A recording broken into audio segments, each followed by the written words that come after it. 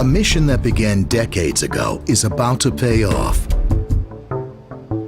Push the F-150 to higher levels of performance and capability, but introduce new levels of efficiency by slashing weight.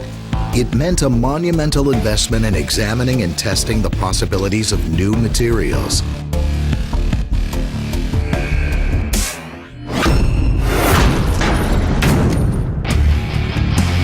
The conclusion was inarguable.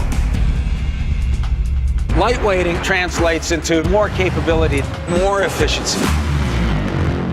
We've looked at a number of different scenarios, and aluminum was clearly the best material to take significant weight out of the vehicle.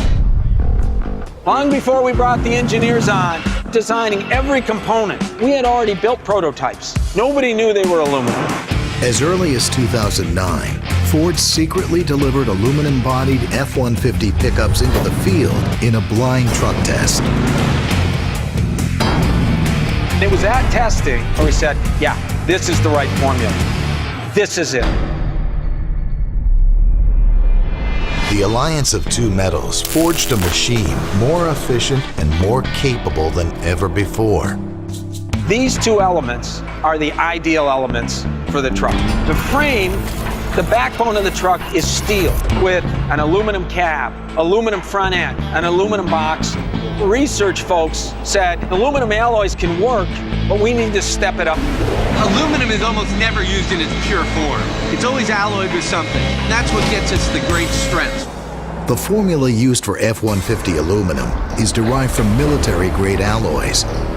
These alloys that we're using here are specifically designed for automotive to be very strong, very tough, allow us to form complex shapes we need for the F-150. This is military-grade aluminum, heat-treated and quenched in a way that gives you much stronger properties than a typical alloy. The aluminum is mixed with elements including magnesium and silicon.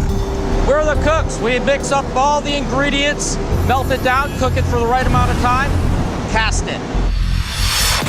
That block is heated back up. It's going to keep rolling it back and forth. Eventually, that'll be a big coil of aluminum. For the sheet metal, durability was the top priority. The steel foundation beneath it is also very specialized.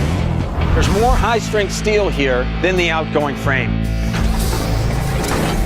We're bringing in state-of-the-art roll forming. This frame starts as a flat sheet, and we ended up rolling into a box that enabled us to take weight out.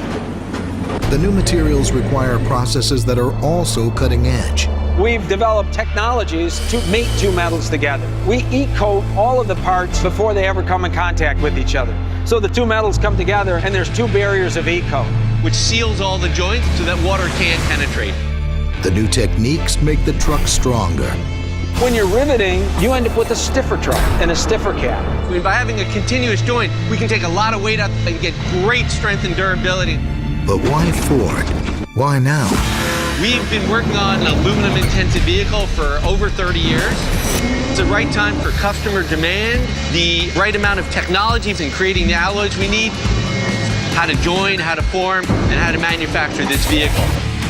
Taking weight out is the right thing to do. You're going to get improved efficiency.